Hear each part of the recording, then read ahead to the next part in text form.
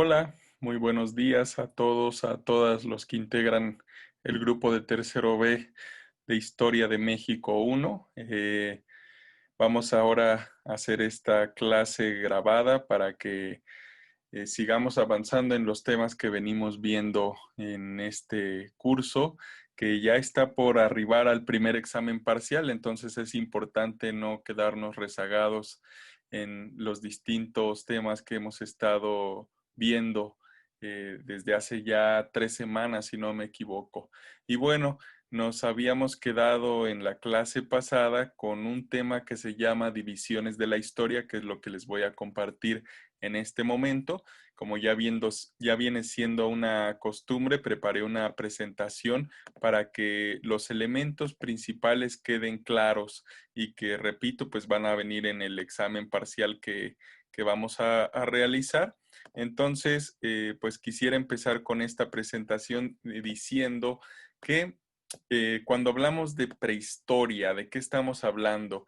Pues fíjense, siempre me remite esta palabra a otra que es la de presentimiento.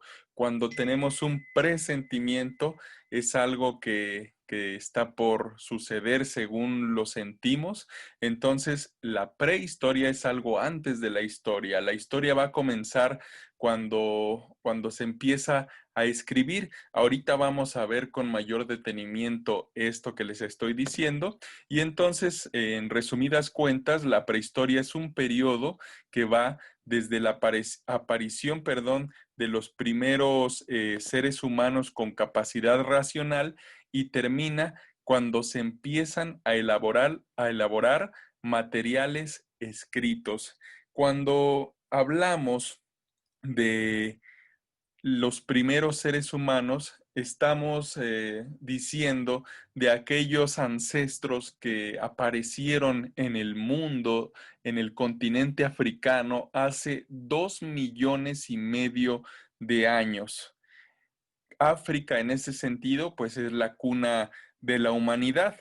Y ahora bien, ¿a qué nos referimos cuando hablamos de seres humanos con capacidad racional? Pues estamos hablando de una capacidad para organizarse colectivamente y para intuir de qué manera sobrevivir mejor. Esto lo podemos ejemplificar con la siguiente imagen, que es la de un ancestro, uno de esos primeros seres que pobló el planeta, que está manipulando dos piedras con algún fin, es decir, hay ya una capacidad racional en los hombres y mujeres de aquella época. Y bueno, esto que también es una imagen de tiempos antiguos, nos muestra cómo hay una organización colectiva, en este caso para obtener el alimento cazando un mamut, y también por otra lado, más en la parte izquierda, podemos ver una persona que lleva un alimento para cocinarlo y para compartirlo entre todos. También hay quien está recolectando frutos, en este caso vemos a dos mujeres con niños en brazos, y eso nos muestra que ya en estas épocas prehistóricas hay una organización colectiva, que eso es muy relevante, eso es muy importante para entender cómo se ha ido evolucionando a lo largo del tiempo, cómo los seres humanos hemos ido configurándonos. Y siguiendo con lo que les estoy comentando, la división de la prehistoria en periodos es la siguiente. Primero, tenemos el llamado periodo paleolítico. ¿A qué nos estamos refiriendo cuando hablamos del periodo paleolítico? Pues al periodo de la edad de la piedra tallada, que ahorita vamos a ver con más profundidad. Tenemos un segundo periodo que es el mesolítico y un tercer periodo que es el neolítico. En el caso del periodo paleolítico, es el más antiguo de los periodos prehistóricos. Se caracteriza por la fabricación y utilización de herramientas de piedra tallada para caza y pesca, y los humanos eran nómadas. ¿Cómo podemos ver esta cuestión de la piedra tallada y su relevancia. Aquí tenemos la siguiente imagen que está en internet, que ustedes la pueden consultar, y es muy relevante porque antiguamente era más difícil la sobrevivencia. Si querías, por ejemplo, cazar algún animal, pues no tenías más que piedras y se las tenías que aventar en algunos casos para tratar de matarlo y con ello obtener el alimento. Pero entonces cuando se le prende el foco, por así decirlo, a los seres humanos, pues empiezan a tallar piedras como las que ven en esta imagen, pues para matar con mucho mayor facilidad a los animales y con ello tener menos desgaste y además más posibilidades de sobrevivir, porque antes de que existieran estas herramientas era por supuesto más complejo un acto como la caza. Era probable que en eso terminaras muerto porque los animales obviamente se defienden, eso es su instinto. Entonces, estos instrumentos revolucionaron muchísimo la manera como se fueron configurando las sociedades de la prehistoria. Cuando hablamos de que es el más antiguo de los periodos prehistóricos, como les estaba comentando anteriormente, estamos hablando de que los primeros ancestros que tenemos, los primeros homos, que hay Homo habilis, o Homo neandertal, Homo sapiens, el primer Homo apareció hace aproximadamente 2.5 millones de años sobre la faz de la Tierra. En ese sentido, pues es un buen tramo del tiempo histórico, ¿no? Y los humanos eran nómadas. ¿Qué queremos decir con nómadas? Yo creo que ustedes en algún momento de la secundaria vieron, revisaron lo que era ser un nómada.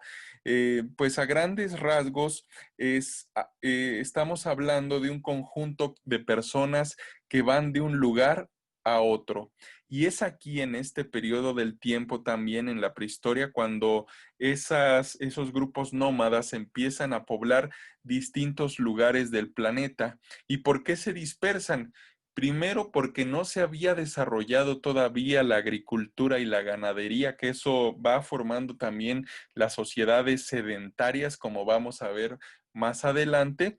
Y otro factor muy relevante es que el clima también en esa época era mucho más extremo. Si no me equivoco, estamos hablando de tiempos en donde hubo glaciaciones. No sé si esté bien empleada esta palabra, pero estamos diciendo de eras donde había mucho hielo, mucho frío. En ese sentido, pues un instinto de esos grupos humanos era buscar la sobrevivencia, buscar mejores horizontes de vida para sobrevivir. En ese sentido, pues yo quisiera hacer una reflexión de que en nuestro ser profundo siempre ha habido una búsqueda de la luz, una búsqueda de la vida, y gracias a esos ancestros que poblaron este mundo hace millones de años, pues es que estamos aquí, es que yo estoy aquí enviándoles esta clase de manera virtual. Hay una carga de tiempo histórica en cada ser humano que habita este planeta, increíble, asombrosa. Y en ese sentido, pues yo creo que tristemente no hemos sido conscientes de esa carga histórica que tenemos, porque es un milagro nacer, podernos comunicar, pensar, correr, escuchar, distintos colores, ver, entregarnos al placer de amar, jugar y reír. Entre nacer y morir hay un viaje fascinante. Disfrutemos cada instante. No basta con existir. Y es que no me dejarán mentir, pero yo creo que nuestro planeta, los últimos 200 años, pues ha vivido toda una convulsión y muchos de nuestros recursos naturales pues se han terminado por este sistema económico, político que prevalece. Fíjense lo asombroso que es la carga histórica que tenemos, más de 2 millones de años de la aparición de nuestro primer ancestro sobre la faz de la Tierra, o sea, es un montón de tiempo, pero es lamentable, triste que en tan solo 200 años de esos millones que tenemos pues de ir en evolución, se haya exterminado gran parte de la biodiversidad de nuestro mundo, que como les mencionaba en clases anteriores, es producto de toda esta escisión, de toda esta separación que ha habido pues de los seres humanos con su entorno. Inclusive, como mencionaba mi maestro Stefan Gandler, el término naturaleza es pues más reciente porque antes no existía como una palabra así, ya que no era necesario porque nos sentíamos parte de ese todo. Éramos el agua, la tierra, el árbol, el sol, la luna, la lluvia, las estrellas, en fin. Y pues tristemente se ha acabado ese asombro pues de vivir. No hay conciencia de esa carga histórica que tenemos. Como bien dice un verso, ya no nos asombra el sol que sale cada mañana, ni el agua viva que emana, ni el mítico caracol, un equívoco arrebol, todo lo falsea y lo amella. Ya no es épica epopeya nuestro paso por el mundo y en un abismo profundo hemos perdido la estrella. Y en fin, pues siguiendo con estos temas que estamos tratando en esta tarde ya de septiembre, estamos a 2 de septiembre, pues como bien lo mencionábamos, los humanos eran nómadas, eran trashumantes, iban de un lugar a otro. Y bueno, ¿cómo va a cambiar la historia de esto? Llega el periodo mesolítico y los grupos humanos están en vías de sedentarización. ¿Qué quiere decir sedentario? Es lo contrario a nómada, es decir, los grupos humanos se establecen en un mismo lugar y en buena medida esto se dio porque se inicia la agricultura y la ganadería, es decir, van a empezar a criar animales, además también a cultivar las parcelas. Esto, por supuesto, genera una nueva economía. ¿Cómo podemos ejemplificarlo de manera gráfica?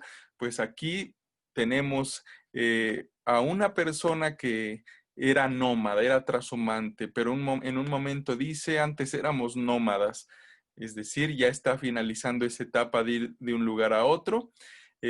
Buscaban la sobrevivencia, como bien lo menciona en el diálogo que aparece en la pantalla.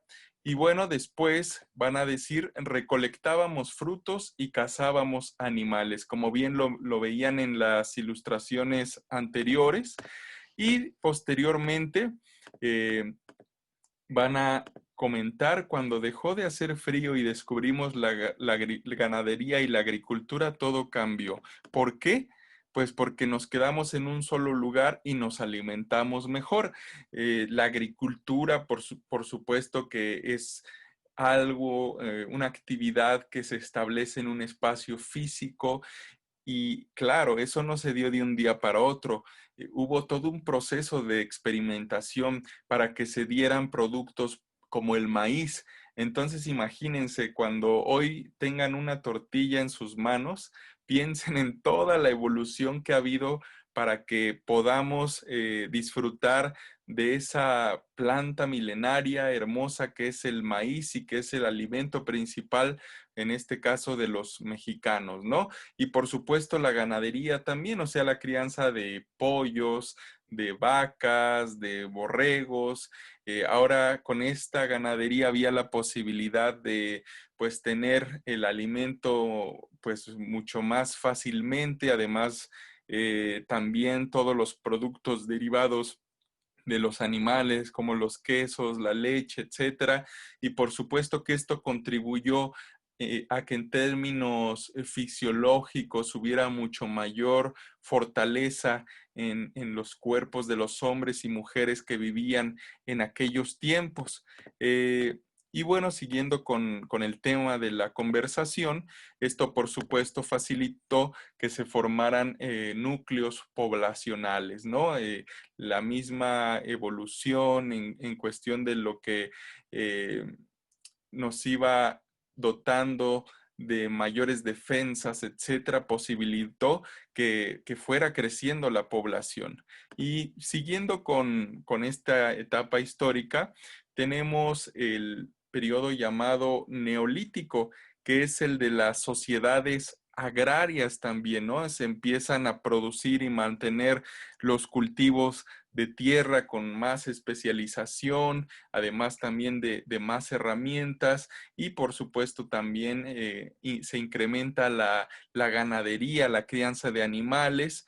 Y un ejemplo de este cambio histórico del que estamos hablando es eh, la creación de herramientas nuevas, de herramientas mucho más efectivas para el trabajo en el campo, por ejemplo. En esta imagen podemos ver un wíngaro, una especie de wíngaro, también una especie de martillo, de marro, que esto por supuesto facilitaba cuestiones que tenían que ver con la construcción, por ejemplo, tenemos ahí también para moler, que nuestros ancestros ahí en Jichú usaban el molcajete. Aquí tenemos una especie de molcajete todavía más rústico, pero que también facilitaba que se molieran alimentos, instrumentos para la labranza, en fin, todo eso causó pues una gran revolución, una gran transformación en la manera de vivir en aquel tiempo. Y bueno, finalmente vamos a pasar a lo que le llaman la historia, pero antes quisiera hacer una reflexión sobre este periodo que le llamamos la prehistoria. Yo creo que, como les mencionaba anteriormente, este tiempo nos ayuda a entender que somos seres con una carga histórica increíble, que nuestros ancestros pues tenían un instinto de sobrevivencia muy poderoso y gracias a ellos estamos aquí. Como bien menciona Eduardo Galeano en un texto llamado Prehistoria, pues juntos hemos salido adelante. Y de hecho me gustaría compartirles estas palabras del gran Eduardo Galeano, un escritor increíble de Uruguay que ha marcado a muchas generaciones. Él falleció ya hace algunos años, pero su palabra sigue revoloteando en el viento y la traigo ahora a esta clase de historia de México para que ustedes también tengan otros panoramas sobre esta etapa llamada la prehistoria. Y dice Eduardo Galeano en un texto que precisamente se llama La prehistoria: nadie nos respetaba, nadie nos temía, merecíamos desprecio o a lo sumo lástima. La noche y la selva nos daban terror. Éramos los bichos más vulnerables de la zoología terrestre, cachorros inútiles, adultos poca cosa, sin garras, ni grandes colmillos, ni patas veloces, ni olfato largo. Ser boca o ser bocado, cazador o cazado, esa era la cuestión. Y nosotros no pasábamos de la categoría de almuerzo fácil en la mesa de los tigres y los leones, y los lobos y los osos y los jabalíes y demás vecinos voraces. Fuimos capaces de sobrevivir contra toda evidencia porque supimos defendernos juntos de los muchos peligros que nos acosaban y porque supimos compartir la comida que encontrábamos. Así fue. Así ocurrió en los tiempos tempranos, mucho antes de la civilización del sálvese quien pueda y cada cual a lo suyo. Si nosotros hubiéramos sido en aquel entonces como somos ahora, no habríamos durado ni un ratito en el mundo. Y yo creo que eso que dice Eduardo Galeano es muy esencial, es muy importante. El hecho de trabajar juntos, por supuesto que nos permite desarrollarnos como personas y como colectividad. Como bien dice un verso, si en la fiesta y el quebranto sabemos estar unidos, amorosos, aguerridos, juntos en ternura y llanto, conjuraremos quebranto, virus y miedos y acosa. Árbol de raíz poderosa, no hay viento que lo arrebate. Juntos en ese combate, la vida es maravillosa. Y siguiendo con los temas de esta clase, vamos a pasar a la historia. Esta categorización comienza con la escritura hace 5,000 años y se divide en 3 etapas. Fíjense, primero que nada, antes de pasar a las etapas, el tiempo que tiene ya la escritura, que no es mucho en relación a lo que tenemos, pues como seres humanos habitando este planeta. Ya tiene su tiempo, pero no todavía hay una historia detrás de la escritura muy grande. Pero bueno, la escritura marca un hito en nuestra historia como humanidad, y es que en el hecho de escribir también podemos expresar lo que sentimos y que pasado el tiempo los demás lo conozcan también fielmente. Por supuesto que la oralidad también es una manera de transmitir esos sentimientos. Sin embargo, la escritura pues favorece quizás que con mayor facilidad nos asomemos a lo que algún ser en otro tiempo pensaba, sentía. Por eso son muy importantes las cartas que escribían antiguamente nuestras familias, porque de esa manera podemos darnos cuenta cómo vivían, qué pensaban, en qué rollos andaban, etcétera, ¿no? Yo he tenido la suerte, por ejemplo, de dar clases de alfabetización en diversos momentos de la historia de mi vida, y algo he aprendido es que la palabra cuando se escribe, cuando se lee, también nos abre todo un mundo. Recuerdo una anécdota que me contó mi gran maestro Miguel García Olvera. Él comentaba de una señora que eh, se burlaba de un grupo al que le daba clases de alfabetización. Esa señora decía, ay, jajaja, pues ni van a aprender nada, ya están bien grandes, etcétera, ¿no? Y Miguel, pues un día enojado le dice, ah, ¿por qué se burla? Y la señora insistía, no, es que no van a aprender nada. ¿Y usted sabe leer y escribir? Le pregunta el maestro Miguel y dice, no. Bueno, vamos a hacer una cosa. Usted nos deja tranquilos y yo le voy a enseñar unas cuantas palabras. Y la señora como que era muy escéptica, pero finalmente accede. Y Miguel le pregunta, ¿cuántos hijos tiene? La señora le da un gran número, supongamos 8 hijos, ¿no? No recuerdo exactamente ahorita cuántos eran. Y entonces Miguel le va enseñando a escribir los nombres de sus 8 hijos, a escribir y a leer. Entonces imagínense la cantidad de palabras que hay en los 8 nombres de los hijos que había en los 8 nombres de los hijos de la señora. Entonces, pues fue aprendiendo, y un día que Miguel iba pasando por el lugar donde estaba esa señora, la señora le dice, venga para acá, y va Miguel y dice, ¿qué pasó, señora? Usted me está volviendo loca. ¿Por qué la estoy volviendo loca? Es que siento que los papeles me gritan, ¿no? Entonces ya estaba viendo un despertar en la conciencia de aquella persona que en un principio se resistía a aprender, ¿no? Entonces, bueno, siguiendo con el tema de la historia, repito, se empieza con la escritura hace 5,000 años. De hecho, es muy interesante, y ahorita lo vamos a ver, cómo en nuestro idioma, el español que hablamos, la mayoría de quienes habitamos el país, con excepción bueno, no con excepción, sino también los pueblos indígenas lo hablan, pero ellos tienen su propia lengua y son también muy relevantes, por supuesto, en cuestión poblacional. No es cualquier número, estamos hablando de más de 10 millones de personas, pero en fin, en nuestro idioma, en el español, hay una gran cantidad de palabras que vienen desde esos tiempos. Vamos a empezar con ese primer periodo de la historia, que es la Edad Antigua, que comienza con la invención de la escritura hasta la caída del Imperio Romano de Occidente. En ese sentido es súper interesante revisar, repito, cómo en nuestro idioma hay palabras que vienen de esos tiempos.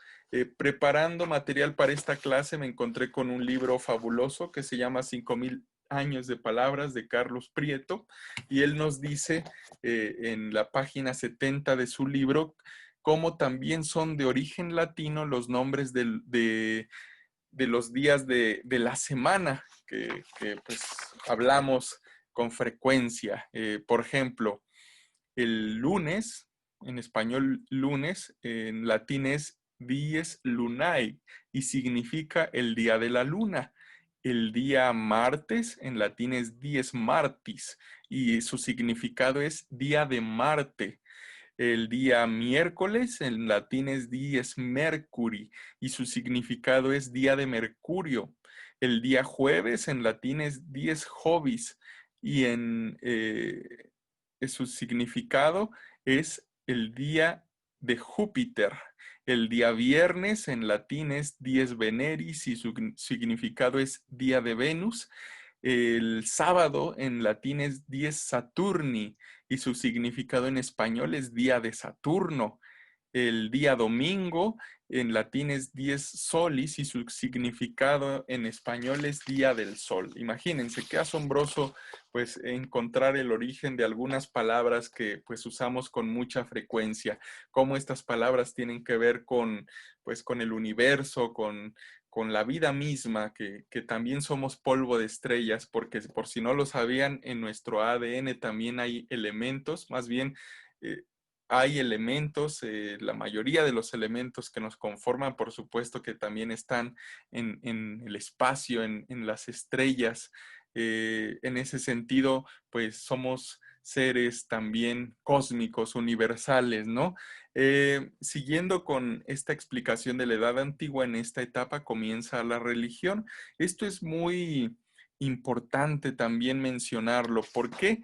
Pues yo creo que comienza la religión porque el ser humano se empieza a preguntar de dónde venimos, hacia dónde vamos y cómo hacer más armónica nuestra existencia. En el caso de la religión católica, por ejemplo, se habla de que descendemos de Adán y Eva y que pues en este plano de la vida pues tenemos que pagar culpas que cometieron ellos, por eso venimos a este valle de lágrimas por el pecado original y por eso tenemos que cumplir con mandamientos, etcétera, ¿no? Que bueno, cabe mencionar que esa es una interpretación de una de las ramas más conservadoras de la Iglesia Católica, porque hay otro tipo también de concepciones, y así como la religión católica hay otras religiones que también se explican de una u otra manera esas preguntas que les acabo de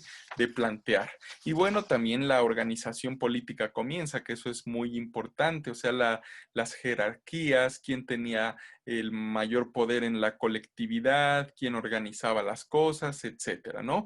Y después de la Edad Antigua va a venir la Edad Media, que es desde el 476 después de Cristo hasta el 1453. Y aquí pues un castillo dominaba núcleos urbanos, el rey tenía el control sobre la población. Aquí hay un ejemplo de ese control tan exacerbado, tan tirano.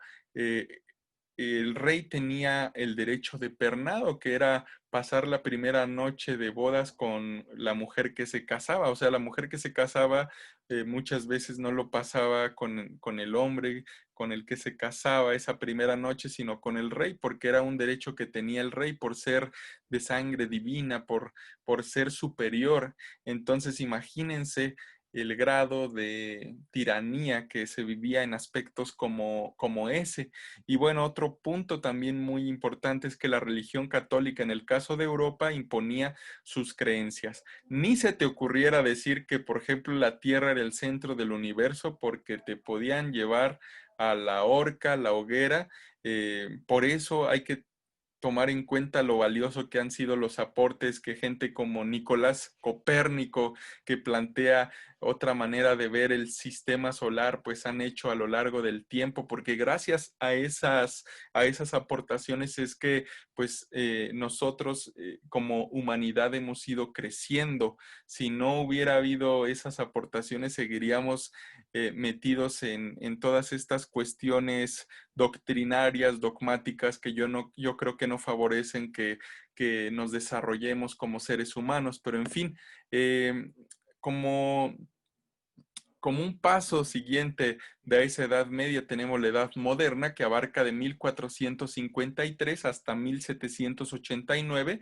año en el que empieza la Revolución Francesa, ¿no? Que la Revolución Francesa va a ser un grito de las sociedades, sobre todo en Europa, en Francia en este caso, y que va a estar influenciada por un grupo de intelectuales muy importantes de la Ilustración que planteaban una cosa, que no tenemos por qué estar sometido a dogmas religiosos o creer que existe un ser más grande, privilegiado que nosotros, como lo eran los reyes, porque todos tenemos derechos humanos fundamentales y una sociedad civilizada tiene que cumplirlos, ¿no? Entonces, la Revolución Francesa implica toda una ruptura, que bueno, también esa ruptura fue impulsada por un grupo que iba emergiendo en esos años en Europa que se llama la burguesía, que ahorita vamos a ver rápidamente un ejemplo pues de todo esto que les estoy hablando. Eh, Antiguamente, en el caso de Europa, teníamos personas que hacían distintos oficios, ¿no?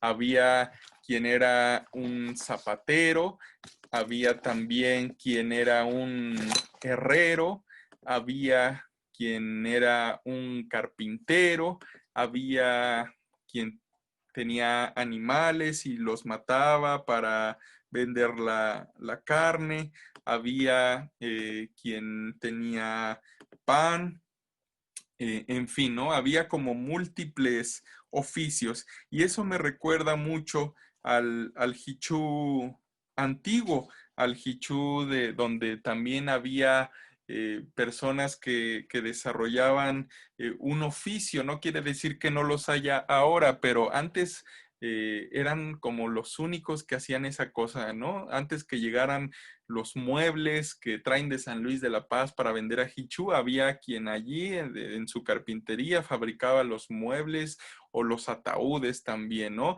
Recuperando esa memoria histórica de Hichú, don Julio Rivera, por ejemplo, era quien vendía la carne de res, de puerco, etcétera. También don Juan Rivera era el zapatero. Había personajes como don Félix Olvera, que era el panadero, que su hijo Felipe continúa con la tradición. También, por supuesto, don Seferino y Anastasio, que eran los carpinteros.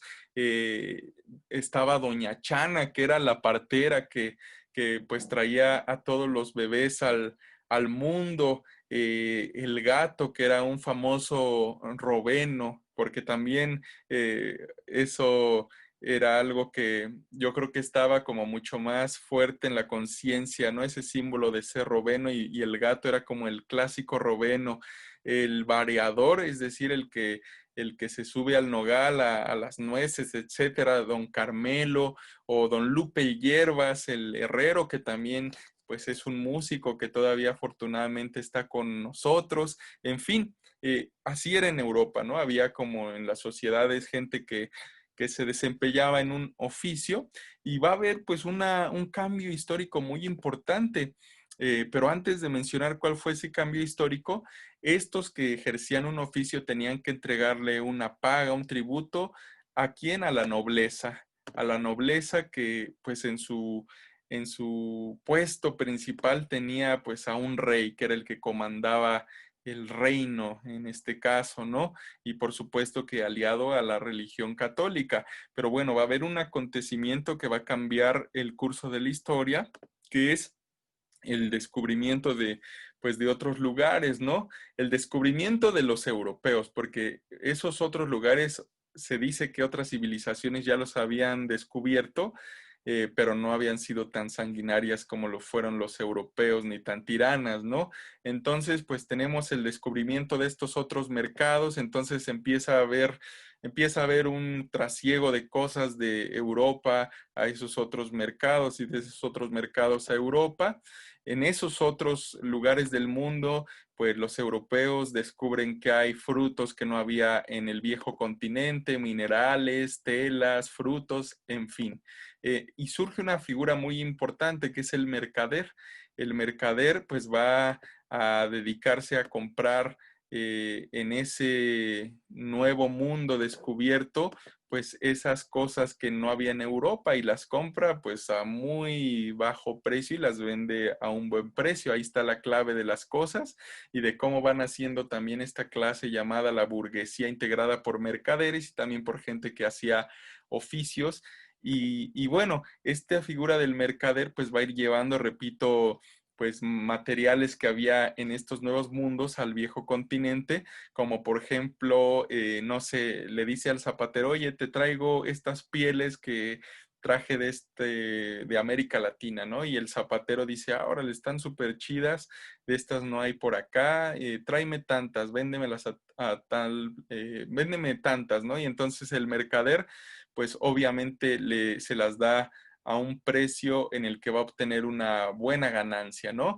Pero bueno, va a haber un descontento en el mercader también que él le tiene que dar pues un tributo al rey y eso no le gusta porque se le está quitando una parte de su riqueza, así como también a un sector pues de estos que realizaban oficios que además estaban organizados en gremios y por supuesto que esto genera, repito, un descontento porque además en ese momento de la historia, a finales del siglo XIX, pues perdón, a finales del siglo XVIII ya estaban en la conciencia del mundo occidental todas estas ideas de los pensadores de la Ilustración, de que todos somos libres, de que todos somos iguales ante la ley, de que no por ser rey tienes que tener más privilegios, en fin, y esto va a generar en el mundo pues muchas revoluciones que van a cambiar el curso de la historia. Y bueno, fue un paréntesis que quise hacer en esta explicación para que vean también cómo la historia se va hilvanando. Y tenemos la edad contemporánea finalmente, que es desde 1789, año de la Revolución Francesa, hasta la actualidad, hasta este mundo contemporáneo en donde prevalece un sistema económico llamado capitalismo y que pues también va a hacer algo que va a generar en la humanidad un cambio profundo que no se había visto en siglos, ¿no? Y ya pues al capitalismo lo va a favorecer la revolución industrial, la producción tanto agrícola como la naciente industria se multiplica, ya que disminuía el tiempo de producción gracias a ese desarrollo tecnológico, el desarrollo de las vías de comunicación, la máquina de vapor aumenta la capacidad de la producción y el desarrollo de barcos, ferrocarriles, motores de combustión interna, luz eléctrica, genera transformaciones históricas. ¿Cómo podemos ejemplificar esa transformación histórica? Pues aquí tenemos a una persona que dice, soy zapatero. Y ese mismo zapatero dice, fabricar un par de zapatos me lleva todo el día. Y bueno, de lo que obtengo vendiendo esos zapatos, tengo que pagarle a mis dos ayudantes. Antes se acostumbraba en los talleres tener un ayudante fijo y uno que era un aprendiz que la paga que recibiera el aprendizaje, además de la alimentación, ¿no? Te enseño mi oficio, eso es la manera de darte una remuneración. Y bueno, además de esos ayudantes, también tiene que sostener este personaje a su familia.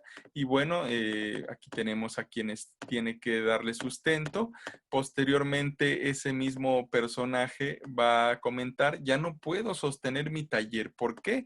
Pues porque llegan las fábricas y en las fábricas se producen cientos de zapatos al día y los venden a la mitad del precio de lo que yo los vendo, a pesar de que a lo mejor no sean de la misma calidad. Y en ese sentido, esa misma persona dice, yo y varios miembros de mi familia y taller nos iremos a chambear a la fábrica para poder sobrevivir, aunque gane la mitad de lo que ganaba, ¿no? Tristemente empieza este panorama en esta edad más contemporánea y bueno, hasta aquí lo vamos a dejar, esta clase de historia para seguir con algunos puntos en la siguiente vista, que es el día lunes eh, a las 10:50 de la mañana. Entonces, espero que haya quedado claro los conceptos. Espero que si tienen alguna duda la apunten y me la digan, ya sea por el mensaje en grupo o también en la próxima reunión por Zoom que tengamos, ¿no? Y sin más, pues deseo que tengan una buena semana, lo que resta de esta semana y que también se logre. Deseo pasar toda esta adversidad que ha propiciado la falta de una buena conexión de internet en Hichu. Pero bueno, recuerden que lo más importante es estar conectados con lo que siente el corazón siempre, ¿no? Así que pues deseo que tengan un buen día. Hasta la próxima.